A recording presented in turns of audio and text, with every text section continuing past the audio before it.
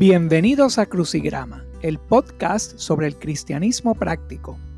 ¿A qué se parece seguir los pasos a Jesús? ¿Cómo vivir en una cultura hostil a la divinidad? Estas son preguntas que exploramos al acoplar nuestra mente y corazón a Jesús. Todos los pasajes de la Biblia citados son de la Reina Valera contemporánea. Puedes seguirme en Twitter, @kingdom_saint. Camina con el Señor y serás una bendición.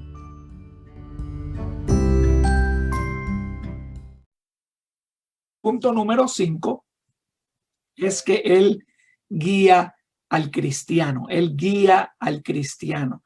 Ya hemos visto 4 puntos. Número 1, vive en el cristiano. Número 2, condena al mundo con respecto al pecado, la justicia y el juicio. Número 3, provee al cristiano ríos de agua viva. Número 4, ayuda al cristiano a darle muerte a las fechorías de la carne. Y hoy seguimos con el número 5, guía al cristiano. Y vamos a ver la escritura, Romanos 8:14, donde nos dice, aquí en Romanos 8:14, que todos los que son guiados por el Espíritu de Dios son hijos de Dios. El Espíritu Santo puede convencer a la gente, nos convence a los que no tienen el Espíritu. Eso es una obra que Él hace, lo habíamos visto en el punto número 2. Si alguien no tiene el Espíritu Santo, a través de la palabra de Dios, todavía el Espíritu Santo puede obrar para convencer a esas personas en cuanto al pecado, la justicia y el juicio de Dios. Pero el que ya tiene el Espíritu, el que ha obtenido el Espíritu mediante el bautismo, ahora el Espíritu guía a ese cristiano y lo ayuda a fijar su mente en las cosas del Espíritu.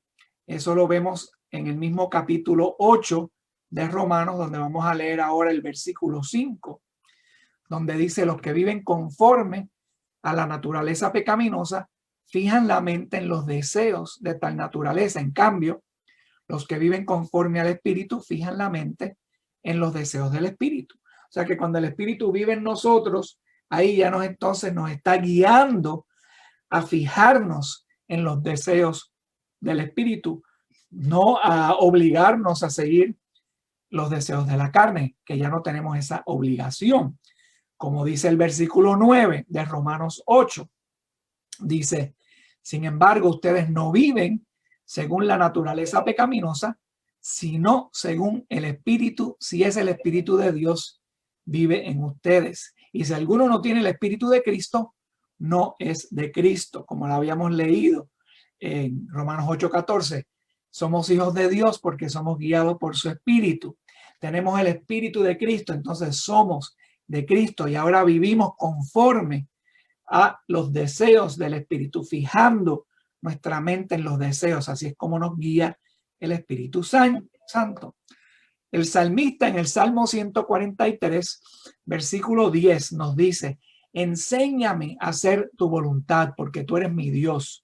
Que tu buen espíritu me guíe por un terreno sin obstáculos. O sea que en el Antiguo Testamento estamos viendo que en estos profetas, estas personas inspiradas por Dios, ya tenían ese sentido de que sí, que es el Espíritu de Dios quien nos guía por buen terreno sin obstáculos. Ellos no sabían que el Espíritu iba a ser derramado y que iba a ser una relación íntima, que él iba a vivir en el cristiano. En Proverbios 8:20 encontramos esta cita: voy por el camino de la rectitud, por los senderos de justicia. Y ese camino, claro, lo podemos caminar cuando el Espíritu Santo nos guía.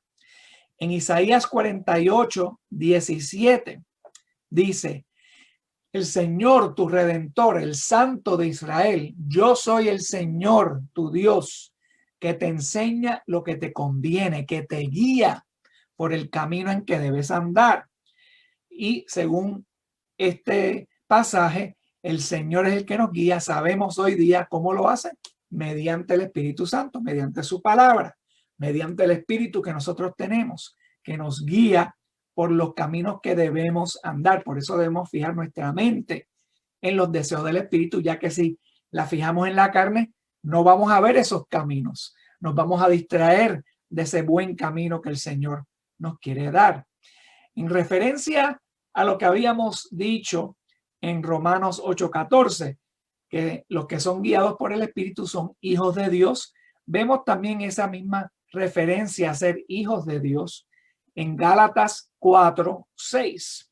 En Gálatas 4:6 dicen: ustedes ya son hijos. Dios ha enviado a nuestros corazones el espíritu de su hijo que clama: Abba, Padre.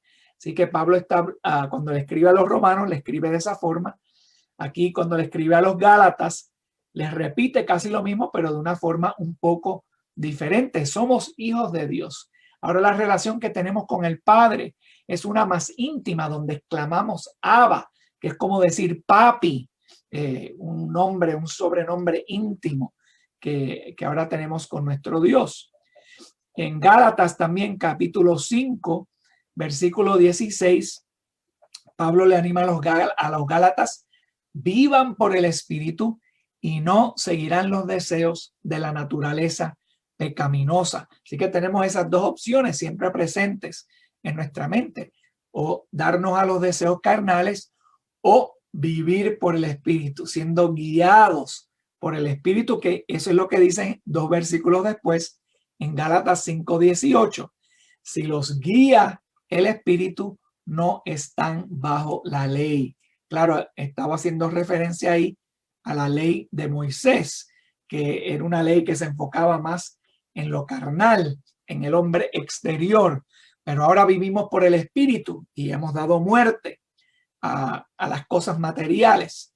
Y por eso somos guiados por el Espíritu. Ya no estamos bajo la ley, sino estamos bajo la gracia. Un concepto que a veces es muy difícil de entender, de comprender hasta hoy día en el reino de Dios.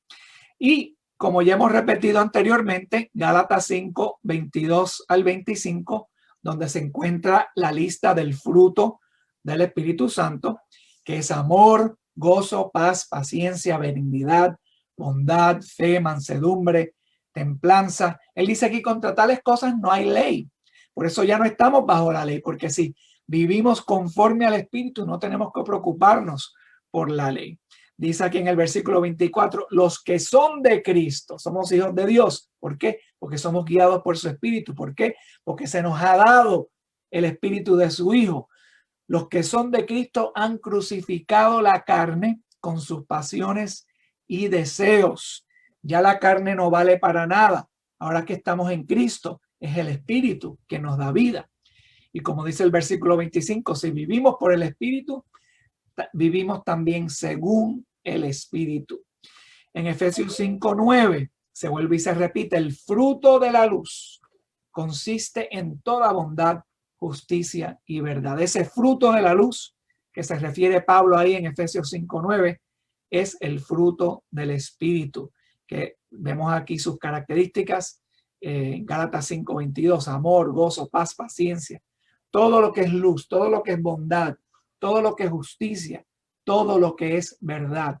Esas son las cosas que complacen al Espíritu Santo. Esas son las cosas que son los deseos del Espíritu. Y ya que somos cristianos, caminamos conforme al Espíritu, vivimos conforme al Espíritu, somos guiados por el Espíritu Santo. Entonces ese es el punto número 5. El Espíritu Santo, ¿qué hace hoy día? Guía al cristiano activamente. Veamos entonces al punto número 6. En el punto número 6, el Espíritu Santo capacita al cristiano para amar como Dios ama. Capacita al cristiano para amar como ama Dios. ¿Dónde vemos eso? Vemos eso en Romanos 5:5. Romanos 5:5. Y esta esperanza no nos defrauda, porque Dios ha derramado su amor en nuestro corazón por el Espíritu Santo que nos ha dado. Un pasaje bastante profundo. Sabemos que el amor de Dios es inmenso. El amor de Dios casi no se puede comprender cuán ancho, cuán largo, cuán profundo, nos dice Pablo. Inclusive vamos a ver ese pasaje un poco más tarde, que parte de lo que hace el Espíritu Santo es ayudarnos a comprender lo grande que es ese amor. ¿Por qué? porque ha sido derramado en nuestro corazón por el Espíritu Santo.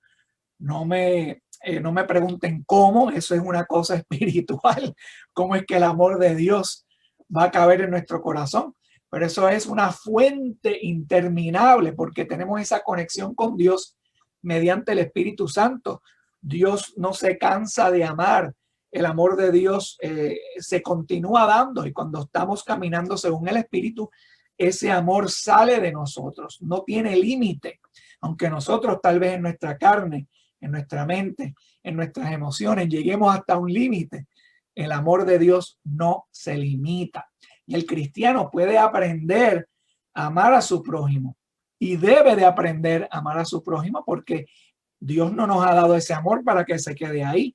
No, Él nos ha dado el amor que reside en nuestro corazón gracias al Espíritu Santo que nos ha dado. Como ya habíamos visto en Romanos 8:14, los que son guiados por el Espíritu Santo son hijos de Dios. Y vuelvo y repito ese versículo, porque esa frase, hijos de, es una frase que se utiliza mucho en varias culturas. Varias culturas, cuando se dice hijo de, significa naturaleza de, o que eres de esa naturaleza. Los hijos del diablo, eres un hijo del diablo. Si alguien te dice eso, tal vez es porque has exhibido alguna naturaleza diabólica, pero aquí se nos dice que somos hijos de Dios, entonces debemos de exhibir esa naturaleza de Dios. Vamos a imitar a Dios en todo, incluyendo cómo Dios ama. Eso Jesús lo dijo en Mateo 5, versículo 43 al 45, donde ahí leemos: ustedes han oído que fue dicho, amarás a tu prójimo y odiarás a tu enemigo. Pero yo les digo, amen a sus enemigos, bendigan a los que los maldicen, hagan bien a todos los que los odian y oren por quienes los persiguen, para que sean ustedes hijos de su Padre que está en el cielo, que hace salir su sol sobre malos y buenos y que hace llover sobre justos e injustos. Fíjense cómo Jesús ahí equivale el amar a nuestros enemigos como ser hijos de nuestro Padre, porque nuestro Padre ama a los justos y a los injustos, hace bien a los malos y a los buenos. El amor de Dios, Él lo da libremente, sin prejuicio, sin tomar en cuenta lo que Él puede recibir. Dios no nos da cosas porque luego piensa que va a recibir algo de nosotros. No, es un amor libre de egoísmo, libre de opinión. Ese es el amor ágape. Dios libremente da a los buenos y a los malos. Esta es la definición del amor ágape, es la definición de Dios. Dios es amor, nos dice Juan. Por lo tanto, sus hijos son amor, y el Espíritu nos ayuda a identificarnos con ese amor de Dios. Romanos 8:28 dice: sabemos que Dios dispone todas las cosas para el bien de quienes lo aman, los que han sido llamados de acuerdo a su propósito. Entonces aprendemos a amar a nuestro prójimo al aprender a amar a Dios. Dios lo dispone todo a quienes lo aman y Él nos ha llamado de acuerdo a su propósito. Al aprender a amar a nuestro prójimo, aprendemos también a amar a Dios. A Jesús le preguntaron en Mateo 22:36, Maestro, ¿cuál es el gran mandamiento en la ley? Jesús responde en el versículo 37, amarás al Señor tu Dios con todo tu corazón, con toda tu alma, con toda tu mente. Este es el primero y más importante mandamiento. Y el segundo es semejante al primero, amarás a tu prójimo como a ti mismo. De estos dos mandamientos dependen toda la ley y los profetas. O sea que amar a Dios conlleva todo nuestro corazón, toda nuestra alma, toda nuestra mente. Conlleva dedicación, fidelidad, obediencia. Y solo Él nos puede enseñar ese amor verdadero para poder nosotros entonces amar a nuestro prójimo como a nosotros mismos. Ni siquiera podemos amarnos a nosotros mismos. hasta que aprendemos primero a amar a Dios. Entonces a darle importancia a las cosas espirituales, poner las cosas carnales, las cosas temporeras en su sitio para ser guiados por lo espiritual. Primera de Juan 3:16 nos dice: en esto conocemos lo que es el amor, en que Jesucristo entregó su vida por nosotros. Así también nosotros debemos entregar la vida por nuestros hermanos. Conocemos lo que es el amor de Dios mediante el sacrificio de Jesús. Antes no se conocía ese amor, ágape, ese amor puro. Juan nos dice aquí: ahora conocemos lo que es el amor. ¿Lo conocemos cuándo? Cuando nos enteramos, cuando aprendimos que Jesucristo entregó su vida por nosotros. Ahí empezamos a conocer ese amor ágape, ese amor que va más allá del amor físico, que en griego es el amor, es la palabra eros, que significa la pasión sexual. Va más allá del amor fraternal, que es fileo en el griego. Ese es el amor familiar, el amor de cariño, el amor entre amigos, entre familiares.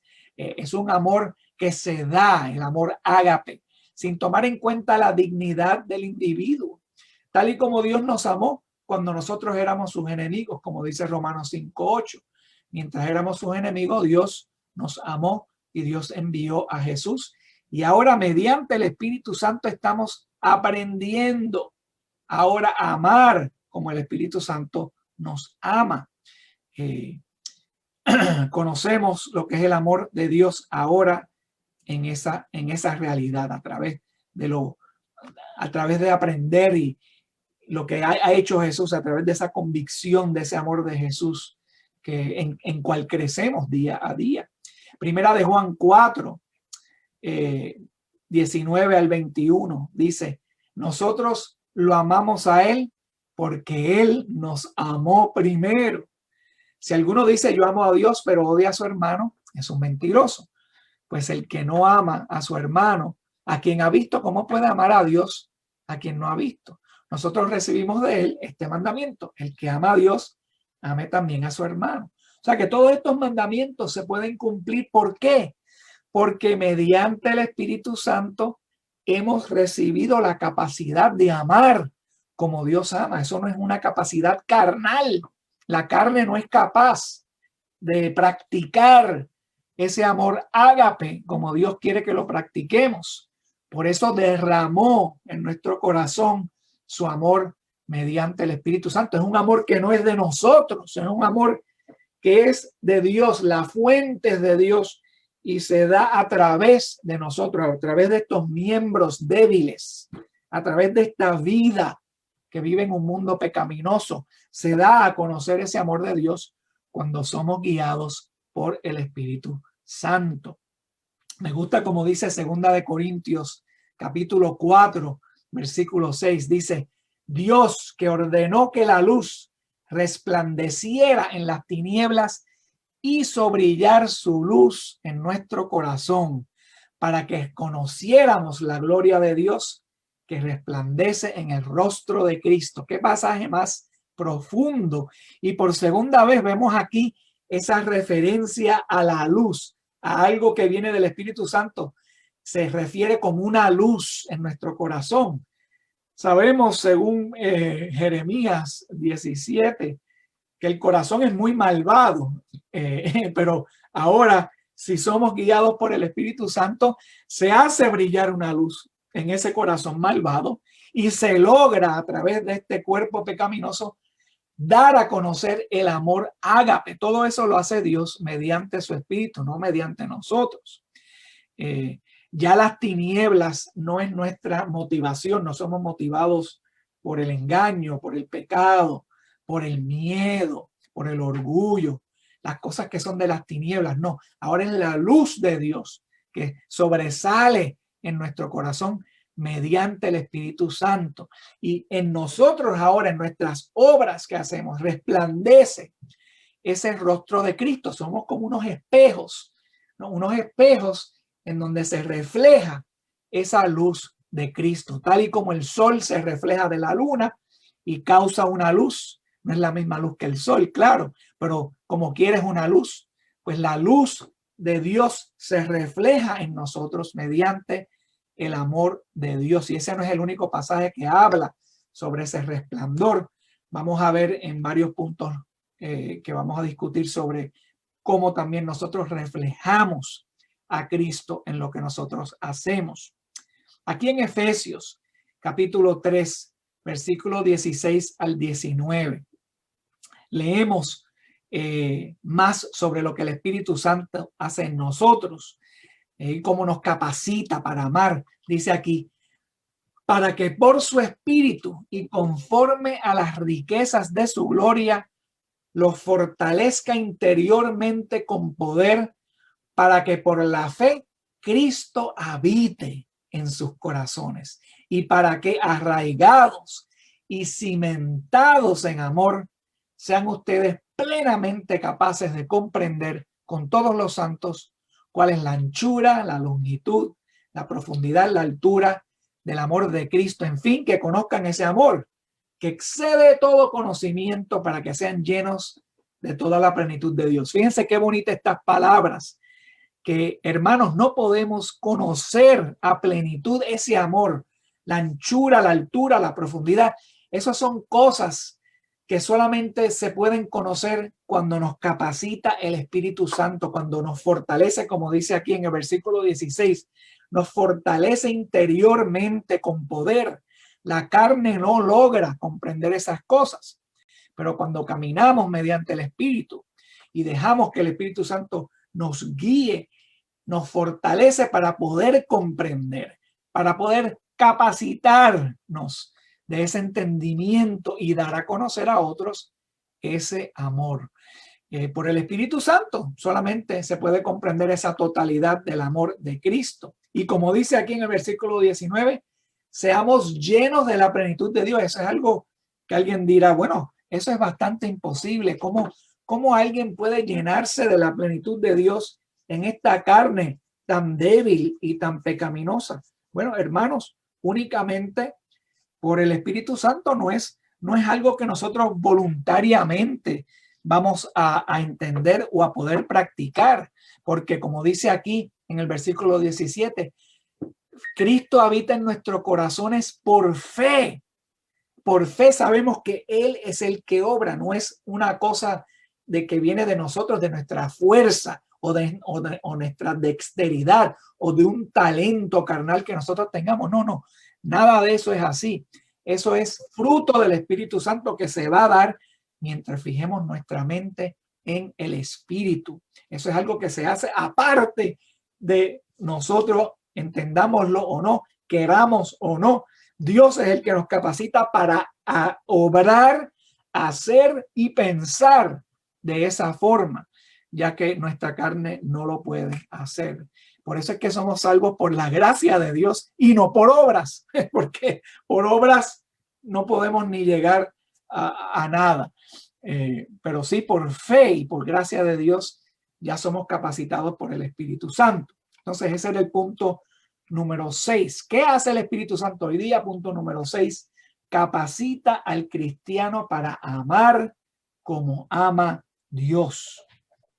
Vemos entonces aquí al punto número 7. El punto número 7. ¿Qué hace el Espíritu Santo hoy día? El Espíritu Santo ayuda al cristiano en oración ante el Padre. Otra cosa que hace el Espíritu, nos ayuda a orar, nos ayuda a comunicarnos debidamente. Eso lo vemos en Romanos 8, 26 y 27, donde dice aquí, de igual manera, el Espíritu nos ayuda en nuestra debilidad. Pues no sabemos qué nos conviene pedir, pero el Espíritu mismo intercede por nosotros con gemidos indecibles. Y el que examina los corazones sabe cuál es la intención del Espíritu, porque intercede por los santos conforme a la voluntad de Dios. Un pasaje, todos estos pasajes, ¿verdad?, del Espíritu Santo son bastante profundos. Y como habíamos ya leído en Romanos 1, no los podemos discernir a menos que sea mediante el Espíritu Santo. Únicamente se puede discernir lo que dice aquí. Pero este pasaje, debidamente Jesús nos dijo, ¿verdad? Dijo en Juan 16 que iba a dejarles a los apóstoles, iba a dejarnos a todos con otro consolador, otro ayudante, ¿no? El Espíritu Santo. Y que tenemos, Él intercede por nosotros también de cierta forma, aquí como vemos, intercede por nosotros de una forma un poco diferente de cómo intercede Jesús. Vamos a ahora comparar esas dos intercesiones, ¿no? Este segundo intercesor, el Espíritu Santo que tenemos ante el trono de Dios, es diferente a cómo ha intercedido Jesús. Nuestro primer intercesor y mediador es Jesús. Él ya cumplió su función de Salvador. Ahora cumple su función de mediador e intercesor conjunto con el Espíritu Santo.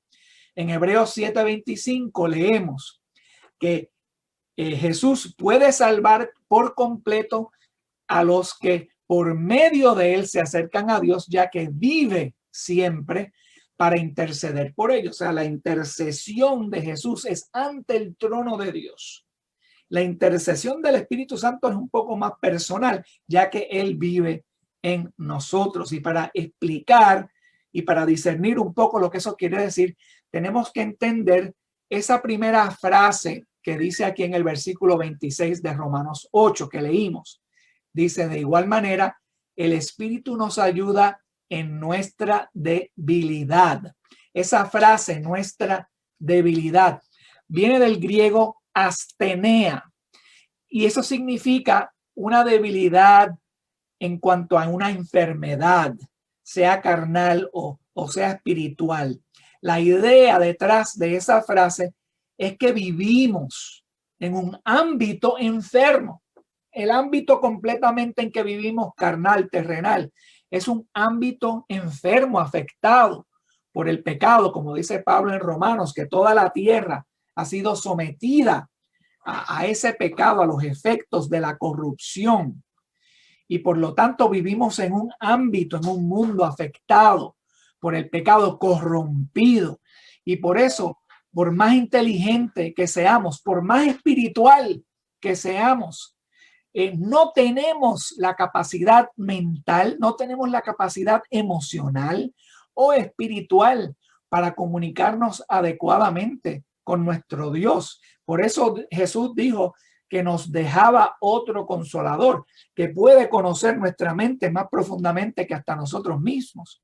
Conoce nuestro corazón, es capaz de interceder por nosotros a ese nivel carnal. Jesús está ante el trono de Dios intercediendo al otro lado y el Espíritu intercediendo acá, a este lado, a nivel carnal entre nosotros y Dios. No es que Dios lo necesite, es que nosotros lo necesitamos.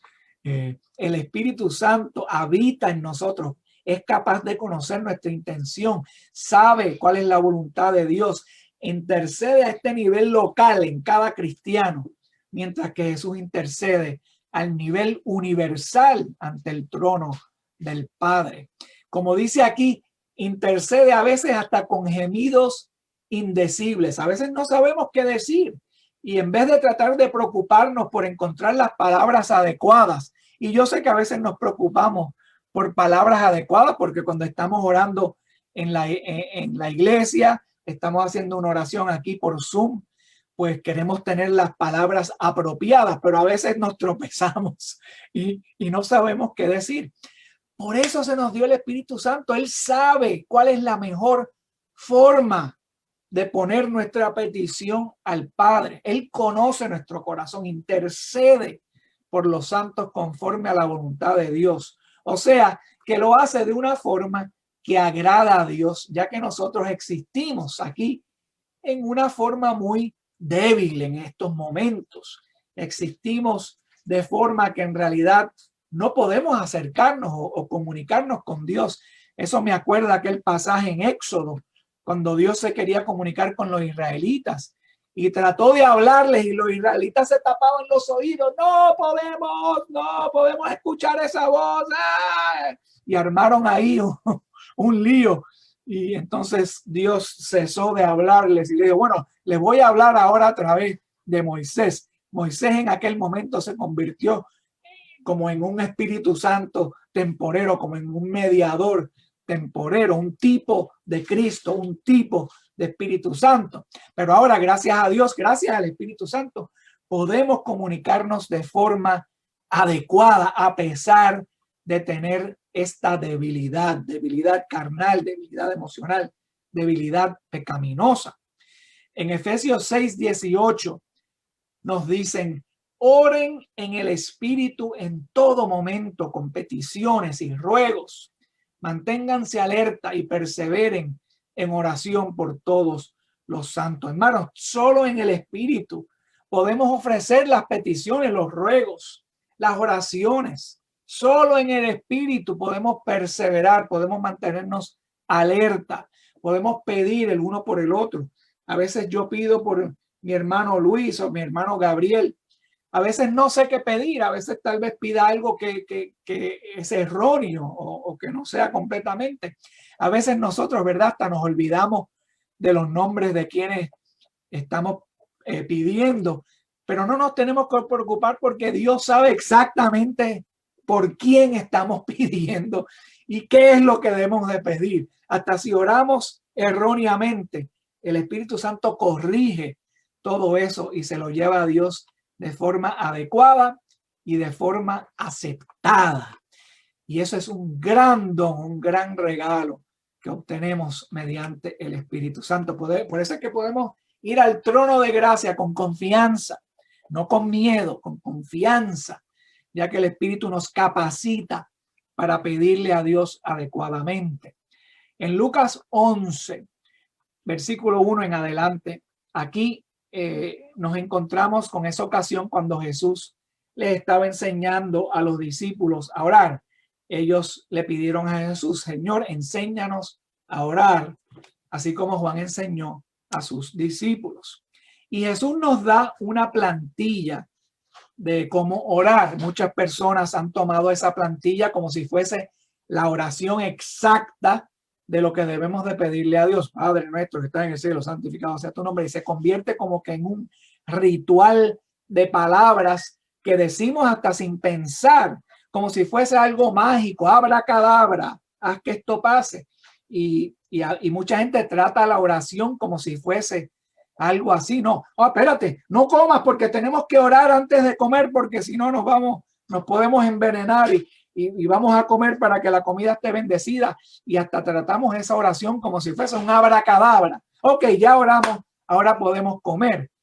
Y hermanos, eso no es la oración.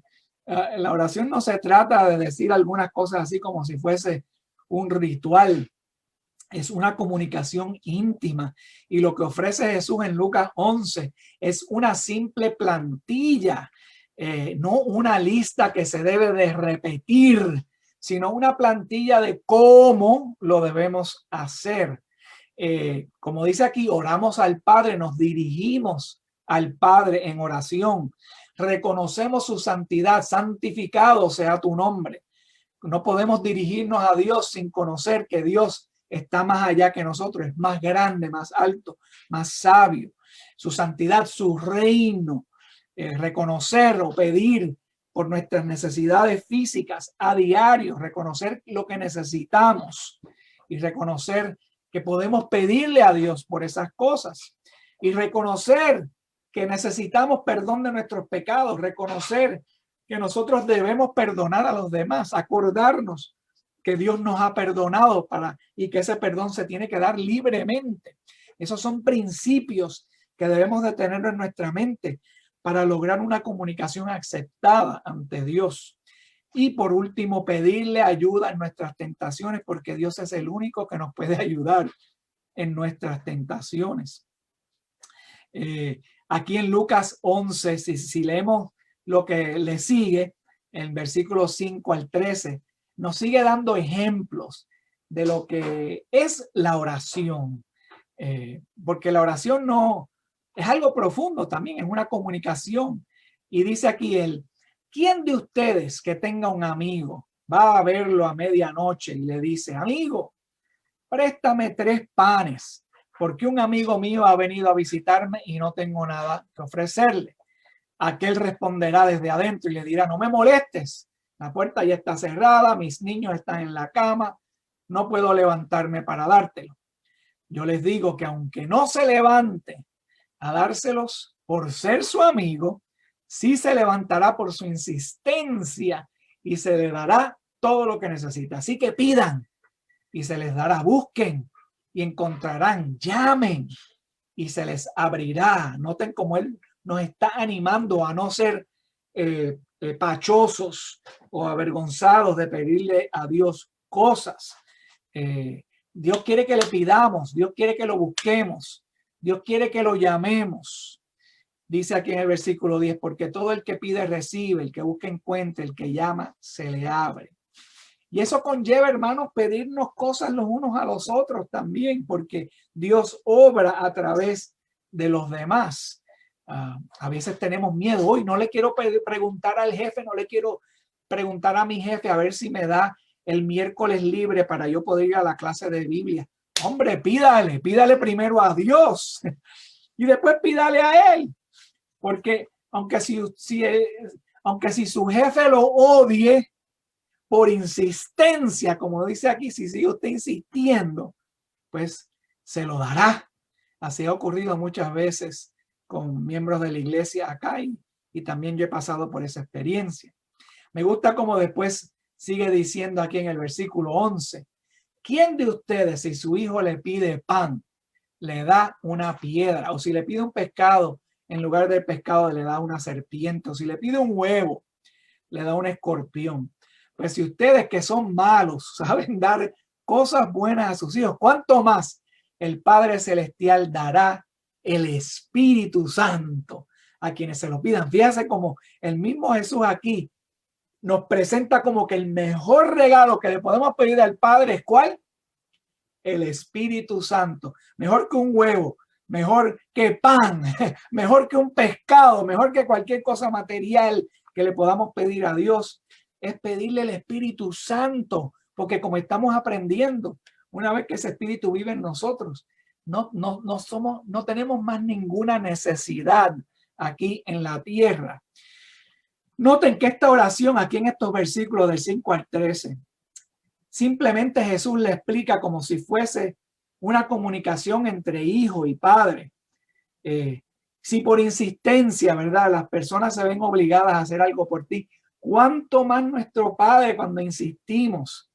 Recuerden el ejemplo de la viuda insistente en Lucas 18, del 1 al 8, aquella viuda que seguía pidiéndolo al juez injusto. Ese es otro ejemplo que Jesús dio sobre cómo debemos de ser insistentes en nuestra oración, que no nos cansemos de pedirle a Dios, porque el Padre quiere responder. Él dice en Lucas 18:8 que si no fuese así, entonces no va a encontrar fe cuando Jesús regrese. O sea que Dios quiere que le pidamos y que después estemos atentos porque Él va a responder a nuestra oración. Quiere que pidamos y veamos, ok, vamos a ver cómo Dios va a responder a nuestra oración, porque siempre va a responder. Y por eso nos ha dado un espíritu capaz de que haya buena comunicación de nuestra parte. Santiago nos dice cómo no debemos pedir en Santiago 4, versículo 3, cuando piden no reciben porque piden con malas intenciones para satisfacer sus propias pasiones. A veces cuando pedimos no lo hacemos en el espíritu, lo hacemos en la carne, lo hacemos por miedo, lo hacemos porque fijamos la mente en cosas terrenales y de repente ahora queremos tratar nuestra relación con Dios como si fuese la de un mago. Dame esto, dame aquello, dame esto. Y no estamos pensando en cuanto al espíritu. Tenemos que aprender a cómo no dejar que la carne piratee nuestras intenciones espirituales. Y eso lo vamos a ver en los próximos 2 puntos, cómo discernir eso para que la carne no se intrometa en cuanto al Espíritu Santo. En Efesios 2:18 nos dice Pablo, por medio de él tenemos acceso al Padre, es decir, por medio de Jesús, tenemos acceso al Padre por un mismo Espíritu. Este es otro pasaje trinitario. Había compartido con ustedes un pasaje trinitario donde vemos las tres divinas personas en el pasaje. Aquí los vemos también. Vemos a Jesús. A través de Jesús tenemos acceso ¿a quién? Al Padre. ¿A través de quién? Por medio del Espíritu Santo. Las tres divinas personas. Sin el Espíritu Santo no hay acceso. Y sin Jesús no hay acceso, como Jesús dijo en Juan 14:6. Yo soy el camino, la verdad y la vida. Y nadie llega al Padre sino por mí. Jesús nos dio ese acceso porque a través de su sangre nos limpió de pecado para recibir el Espíritu de Dios. Ahora que tenemos ese acceso al Padre. En Judas, versículo 20, vemos, ustedes en cambio, queridos hermanos, manténganse en el amor de Dios, nos dice. Manténganse en el amor de Dios, edificándose sobre la base de su santísima fe y orando en el Espíritu Santo, mientras esperan que nuestro Señor Jesucristo en su misericordia les conceda vida eterna. Habíamos hablado de cómo el Espíritu Santo nos ayuda a amar, pues aquí Judas nos dice manténganse en el amor. ¿Cómo? Edificándose sobre la base de su santísima fe, o sea, usando la palabra de Dios y orando en el Espíritu Santo, en la palabra y en la oración mediante el Espíritu Santo. Así es como esperamos el regreso de Jesús y evitamos la distracción que trae la carne, que nos puede llevar por un sitio, por una senda donde no queramos ir. Bien, hermanos, ya falta poco para finalizar la hora. Los dejamos ahí. Acabamos entonces con el punto 7 de lo que hace el Espíritu Santo hoy día. Ayuda al cristiano en oración ante el Padre. Con el favor de Dios, la semana que viene seguiremos con el punto número 8. El punto número 8 que hace el Espíritu Santo hoy día: provee esperanza al cristiano.